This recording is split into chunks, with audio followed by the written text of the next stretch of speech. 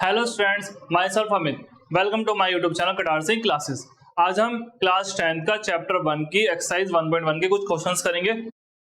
आप देखते हैं एक्सरसाइज 1.1 का क्वेश्चन नंबर थर्ड। देखो क्वेश्चन नंबर थर्ड में क्या है, find the LCM and HCF of the following integers by applying the prime factorisation method. Prime factor method लगा के मुझे इन सबका एलसीएम और एचसीएफ निकालना है, तो निकाल देते हैं, क्या दिक्कत है। जैसे आपका फर्स्ट क्वेश्चन है 12, 15 और 21, तो 12 का करिए एलसीएम। 2 6 12, 2 3 6, 3 1 3। 15 का करिए, 3 5 15, 5 1 5। 21 का करिए, 3 7 21, 7 1 7। ठीक है, अब इन सबको यहाँ पे नोट करना पड़ेगा। 12 क्या होगा, 2 इंटू 3। ठीक है, 15 क्या होगा, 3 इंटू 5। 21 क्या होगा, 3 इंटू 7। अब देखो इन तीनों में कॉमन क्या है, देखो कॉमन दिख रहा होगा। क्या कॉमन है तीनों में, 3 कॉमन है। तो यहाँ पे एचसीएफ क्या हो जाएगा, इसका एचसीएफ हो जाएगा यहाँ पे 3। और एलसीएम क्या होगा इसका, एलसीएम होगा, देखो जो कॉमन है वो तो आएगा ही आएगा, और जो बच गए 2 2 5 7, 2 2 5 और 7। देखो ये तीनों का तो एक आ गया, क्योंकि कॉमन हम 2 में नहीं देखेंगे, तीनों में देखेंगे। जो तीनों में कॉमन होगा वही हमारा एचसीएफ होगा। अगर कुछ भी कॉमन नहीं तो क्या करेंगे, जब कुछ भी कॉमन ना आए तो एचसीएफ 1 होता है, क्योंकि हम इंटू में 1 मान लेते हैं। तो यहाँ 2 2 5 7 बचा, तो देखो 3 2 6, 6 2 12 और 5 7 35। अब 12 की इसमें टुकड़ दो, 12 5 60, 6 कैरी, 12 3 36 और 6 42। ठीक है, कितना आ गया, 420 आ गया। और इसमें कोई वेरीफाई नहीं करना, जैसे इससे पहले वाले क्वेश्चन में किया था, बस यहाँ एलसीएम एचसीएफ निकाल के छोड़ देना है। ठीक, वेरीफाई अधिकतर 2 नंबरों में पूछता है, 3 नंबरों में नहीं पूछता। सेकंड वाला देखना 70 23 29, ये तीनों नंबर आपस में क्या है, 17 अपने टेबल में आएगा, 23 भी अपने टेबल में आएगा, 29 भी अपने टेबल में आएगा। तीनों प्राइम नंबर है, तो 17 को क्या लिखूंगा मैं, 17 ही रहेगा। 23 को क्या लिखूंगा मैं, 23 रहेगा। 29 को क्या लिखूंगा, 29 ही रहेगा। तो इसमें एचसीएफ क्या होगा, एचसीएफ होता है जो कॉमन आए। यहाँ कॉमन तो कुछ भी नहीं आया, तो एचसीएफ क्या होगा, कुछ भी नहीं होगा, तो हम क्या करेंगे, इंटू में 1 मान लेंगे। क्या मान लेंगे, तो जो 1 हो जाएगा एचसीएफ। जब तीनों में से कुछ भी फैक्टर कॉमन ना हो, कोई भी प्राइम नंबर कॉमन ना हो, तो हम क्या करेंगे, हम करते ये हैं, हम उसमें 1 की इंटू खुद कर देते हैं, क्योंकि 1 की इंटू करने से कोई फर्क नहीं पड़ेगा, उसका एचसीएफ क्या होता है, 1 होता है। यानी कि ये नंबर आपस में को प्राइम नंबर्स हैं। एचसीएफ 1 हो गया, जिसका एचसीएफ 1 होता है उन्हें बोलते हैं को प्राइम नंबर्स। अच्छा, और मुझे क्या करना है, अब मुझे निकालना है एलसीएम। एलसीएम क्या होगा इसका, एलसीएम उसका होगा इसका 17 23 और 29। 17 23 और 29। ठीक, तो आपका क्वेश्चन नंबर थर्ड का सेकंड पार्ट भी डन। क्लियर, आ रहा है समझ में। नेक्स्ट देखते हैं, नेक्स्ट है हमारा थर्ड पार्ट। थर्ड पार्ट में देखो 8 है। थर्ड पार्ट में क्या है, 8 आपको निकाल सकते हो, 2 4 जा 8, 2 2 जा 4, 2 1 जा 2। 9 निकाल सकते हो, 3 3 जा 9, 3 1 जा 3। 25 भी सोल्व कर सकते हो, 5 5 जा 25, 5 1 जा 5। क्लियर, अब 8 क्या हो जाएगा देखना जरा, 2 इंटू 2 इंटू 2। 9 क्या हो जाएगा, 3 इंटू 3। 25 क्या हो जाएगा, 5 इंटू 5। बोलो ठीक, तीनों में कुछ कॉमन दिख रहा है आपको। यहाँ देखो खाली 2 है, यहाँ पे 3 है, यहाँ पे 9 है ना। कहोगे एचसीएफ तो इसका कुछ नहीं होगा, होगा एचसीएफ। जब कुछ नहीं होता तो क्या मानते हैं एचसीएफ में, इंटू 1, तो क्या कॉमन है, 1, एचसीएफ 1। एलसीएम क्या होगा, जब इनमें एचसीएफ 1 होता है तो एलसीएम इन तीनों की मल्टीप्लाई हो जाता है। वैसे तो बाकी लिख देता हूं मैं, ये प्लस ये प्लस ये, प्लस मतलब मल्टीप्लाई, 5 इंटू 5। अब इन सबकी इंटू कीजिए, ये 8 हो जाएगा, ये 9 हो जाएगा, ये 5 5 25 हो जाएगा। 25 8 जा 200, 200 की 9 में इंटू करोगे, 9 2 जा 18। इंटू करने की ऐसे इंटू करने की कोशिश ऐसे करना जहां पे आपको जल्दी हो जाए इंटू। इसकी इसमें करते, इसमें भी कर सकते थे वैसे तो हमारे question number exercise 1.1 question number third के सारे पार्ट हो गए। ठीक है, अब चलते हैं नेक्स्ट। नेक्स्ट है हमारा एक्सरसाइज 1.1 का क्वेश्चन नंबर 4। क्या लिखा हुआ है, गिवन दैट एचसीएफ इसका 9 है।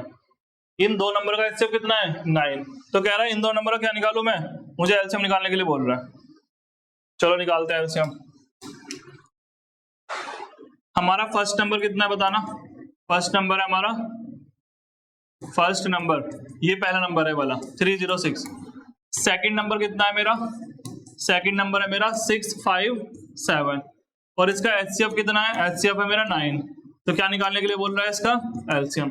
आपको पता है इन चारों में एक फॉर्मूला होता है, क्या होता है, एलसीएम इंटू एचसीएफ बराबर first number into second number.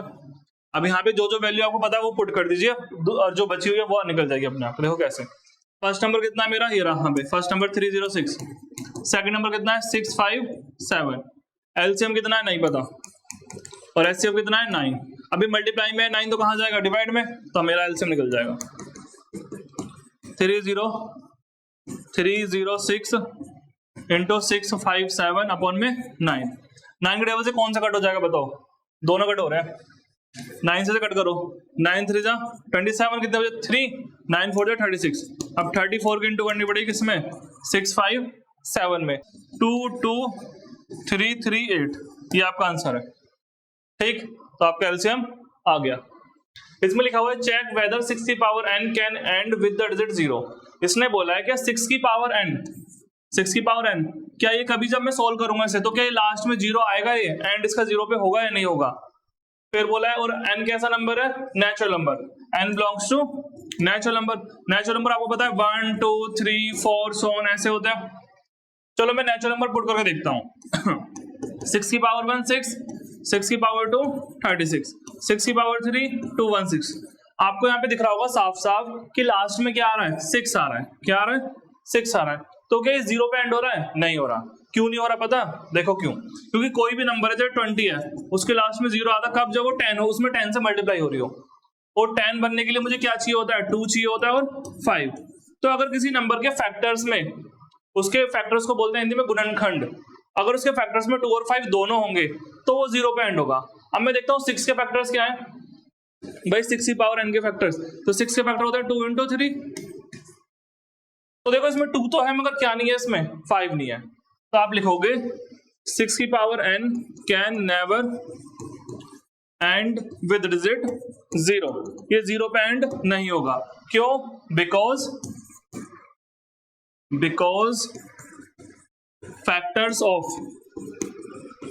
6 की पावर, फैक्टर्स ऑफ 6 लिख दो खाली, factor of 6 can not have 5 as a factor, उसमें 5 फैक्टर नहीं है। 2 तो है मगर क्या नहीं है, 5 नहीं है, इसलिए इसका एंड कभी 0 पे नहीं होगा। आपको सिंपली ऐसे करना है बस। ठीक, नेक्स्ट क्वेश्चन देखते हैं हम। नेक्स्ट है हमारा क्वेश्चन नंबर 6। ठीक, देखते हैं इसमें क्या लिखा हुआ है, एक्सप्लेन वाई, मुझे बताओ 7 इंटू 11 इंटू 13 प्लस 13 एंड आगे ये भी एक कंपोजिट नंबर है। आपको मैंने बताया था कंपोजिट नंबर क्या होता है, सबसे पहले कंपोजिट वर्ड का मतलब बताना चाहिए। कंपोजिट नंबर होता है इसके मोर देन 2 फैक्टर हो, मोर देन 2, 2 से ज्यादा फैक्टर्स हो, उसे बोलते हैं हम कंपोजिट नंबर। और आपको पता है हर किसी नंबर का 1 तो फैक्टर होता ही है और वो नंबर इटसेल्फ भी फैक्टर होता है। तो हमें बस इन दोनों के अलावा कोई एक नंबर ढूंढना है जो उसका फैक्टर हो। जैसे मैं एग्जांपल देता हूं, मान लो 6 है, 6 का फैक्टर 1 तो हो गई और 6 का फैक्टर इटसेल्फ मतलब 6 भी होगा। तो इसके अलावा ये किसके टेबल में आता है, और ये 2 और 3 के टेबल में आता है। तो अगर मैंने ऐसा दिखा दिया, कोई एक और नंबर दिखा दिया इनके अलावा, तो ये बन जाएगा कंपोजिट। तो मुझे ऐसा ही इसमें करना है। ठीक, तो मैं कैसे करूंगा, देखो 7 इंटू 11 इंटू 13 प्लस 13। अब देखो ये पूरी एक टर्म है, ये दूसरी टर्म है, क्योंकि प्लस माइनस से डिसाइड होता है टर्म। अब इस पूरी टर्म में से देखो 13 कॉमन आ रहा है, कॉमन ले लो, तो क्या बचेगा यहाँ 7 इंटू 11, 13 तो गया यहाँ से, ये वाला 13 गया, तो यहाँ क्या मानेंगे, यहाँ 1 मानेंगे, 1 बचा है। ठीक, अच्छा अब इसे सॉल्व करते हैं। 13 11 7 77 प्लस 1, 77 और 1 कितना होगा 78। ठीक, अब आप चाहो तो यहीं पर आप समझ सकते हो, देखो एक फैक्टर ये ना भाई, इसी नंबर को मैंने सॉल्व करा और ये नंबर आ गया प्रोडक्ट ऑफ 2 नंबर्स। एक तो फैक्टर ये रहा, एक फैक्टर ये रहा, एक फैक्टर मैं 1 मान सकता हूं, तो इसे कितने फैक्टर्स हो गए 3। और जिस नंबर के 3 फैक्टर हो जाएं, 2 से ज्यादा हो जाएं, तो उसे हम क्या बोलते हैं, कंपोजिट नंबर। ठीक, या तो ऐसे कर लो और या आप ये भी कर सकते हो, इसमें 13 इंटू से लिख सकते हो 2 इंटू 39, 39 की 2 में इंटू करोगे 78। देखो यहाँ भी दिख रहा है 3 फैक्टर हो गए, तो लिख दोगे, क्या लिखोगे इसके बारे में? सो it has more than 2 factor, it has more than 2 factor, इसके पास 2 से ज्यादा फैक्टर्स हैं, सो इट इज कंपोजिट। तो ये कैसा नंबर है? ये नंबर है कंपोजिट। क्लियर? आपको करना क्या है, इसे थोड़ा सोल्व करना है, सोल्व करके देखना है इसके 2 से ज्यादा फैक्टर बन रहे हैं या नहीं बन रहे। अगर बन जाएंगे तो ये कंपोजिट है, वरना नहीं है। क्लियर? अब इस देखो हमने अभी इतना पार्ट किया है, अभी आगे ये वाला पार्ट और बचा है। अब इसको करते हैं, देखो क्या लिखा हुआ है इसमें, 7 into 6 into 5 into 4 into 3 into 2 into 1 और प्लस 5। अब आपको यहाँ पे दिख रहा होगा साफ साफ, यहां से यहां तक पूरी मल्टीप्लाई हो रही है, ये पूरी एक टर्म है, और यहाँ पे प्लस आया तो ये दूसरी टर्म है। प्लस माइनस से डिसाइड होता है टर्म्स। ठीक, अब इन दोनों में से देखो आपको दिख रहा होगा 5 यहाँ भी है, 5 यहाँ भी है, यानी कि 5 कॉमन आ गया। तो क्या बचा, 7 into 6 into 4 into 3 into 2 into 1, 5 हट गया यहाँ से, प्लस यहाँ 5 गया तो यहाँ क्या बचेगा, यहाँ बचेगा 1। क्लियर? अब मुझे इन सब की मल्टीप्लाई करनी पड़ेगी, तो करो इंटू 7 6 42, 4 6 12, 12 2 24, 24 1 24 प्लस 1। क्लियर? अब मैं 42 की 24 में मल्टीप्लाई करूंगा, 1008 प्लस 1, और यहाँ बाहर 5 है। अगर मैं इसमें अब इसे प्लस कर दूं कितना आएगा, 5 इंटू 1009। ठीक, आपको यहाँ पे दिख रहा है एक फैक्टर ए रहा, एक फैक्टर ए रहा, एक फैक्टर मैं 1 मान लूंगा। ठीक, तो ऐसे कितने फैक्टर्स हो चुके हैं भाई, एक फैक्टर ए रहा, एक ए रहा, एक ए रहा, 3 फैक्टर हो गए, तो 3 से 2 से ज्यादा फैक्टर हो गए, तो क्या लिख देंगे, सो it has more than 2 factor, 2 से ज्यादा फैक्टर्स हो चुके हैं, और जिसके 2 से ज्यादा फैक्टर्स हो जाएं, so it has more than 2 factors, तो full stop, it is composite number, it is composite number. तो ये कंपोजिट नंबर होगा। ठीक है, तो क्वेश्चन नंबर 6 डन। नेक्स्ट है हमारा क्वेश्चन नंबर 7। क्या लिखा हुआ देखते हैं, there is a circular path, एक यहाँ पे सर्कुलर पाथ है अराउंड अ स्पोर्ट्स फील्ड। देखो जैसे स्पोर्ट्स फील्ड है, मान लो ये क्या है, फील्ड, और इसके चारों तरफ ऐसे रास्ता है, ये पाथ है, सर्कुलर पाथ।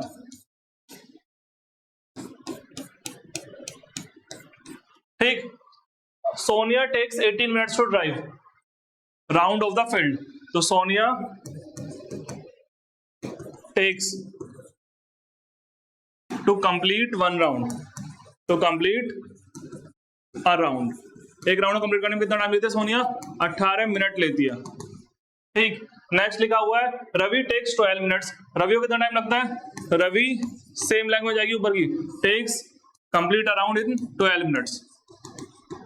ठीक, suppose they both start at the same point, suppose मतलब मानो ऐसा कि इन दोनों ने एक ही पॉइंट से, सेम पॉइंट से, दे बोथ दोनों ने सेम ही पॉइंट से स्टार्ट किया है, क्या करना, ट्रेवल करना। मान लो जैसे मैं आपको बताता हूं,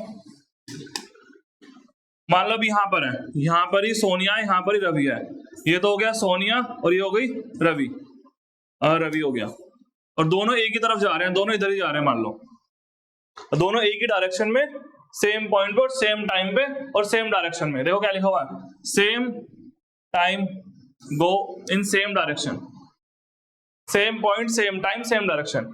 ठीक है, after how many minutes, after मतलब बाद में, कितने मिनट बाद, विल दे मीट, ये मिलेंगे, अगेन मतलब दोबारा, ये दोनों दोबारा कब मिलेंगे, एट द स्टार्टिंग पॉइंट, कहां पे, स्टार्टिंग पॉइंट पर ही। ठीक, इसने क्या बोला है, सोनिया 1 मिनट पूरा करने में 18 मिनट लेती है, और रवि 1 मिनट कंप्लीट करने में 12 मिनट लेता है, और दोनों ने सेम पॉइंट से सेम डायरेक्शन में, और क्या लिखा हुआ है, सेम पॉइंट सेम डायरेक्शन और सेम टाइम पे स्टार्ट किया है, तो ये दोनों वापस फिर से यहाँ कब मिलेंगे। ठीक, अगर आप देखो सोनिया ले रही है कितने मिनट, 18 मिनट, यानी कि सोनिया की स्पीड क्या है, और इसी 12 मिनट, किसकी स्पीड ज्यादा होगी, यहाँ पे ज्यादा स्पीड होगी रवि की, और इसकी स्पीड डाउन होगी, अगर देखा जाए, क्योंकि ज्यादा टाइम ले रही है, ज्यादा टाइम लेने का मतलब इसकी स्पीड कम होगी। अगर ऐसे क्वेश्चन में आपको निकालना है तो आपको पता क्या करना है, आपको सिंपली इन दोनों का एलसीएम निकाल देना। क्या निकाल देना है, एलसीएम। किसका? 12 मिनट और 18 मिनट का। जो एलसीएम होगा वो इसका आंसर होगा। इतने मिनट बाद जो एलसीएम आएगा उतने मिनट बाद ये दोनों फिर से स्टार्टिंग पॉइंट पे मिलेंगे। ठीक, यानी कि 12 और 18 का एलसीएम निकालेंगे तो पता कितना आएगा? निकालते हैं एलसीएम लो। 2 से कट हो रहा है, 2 9 जा, फिर 2 से, ये तो कट होगा नहीं 2 से, फिर ये 3 से कटेगा, फिर 3 से कटेगा, यानी टूट जा 4 4 3 जा 12 12 3 जा 36। तो इसका एलसीएम आएगा 36 मिनट। तो आप लिखोगे after 36 minutes Ravi and Sonia will meet again at the starting point. Clear? Thank you students for watching my YouTube channel Katar Singh classes. हम मिलेंगे नेक्स्ट वीडियो में। चैनल को लाइक शेयर एंड सब्सक्राइब कर दीजिए।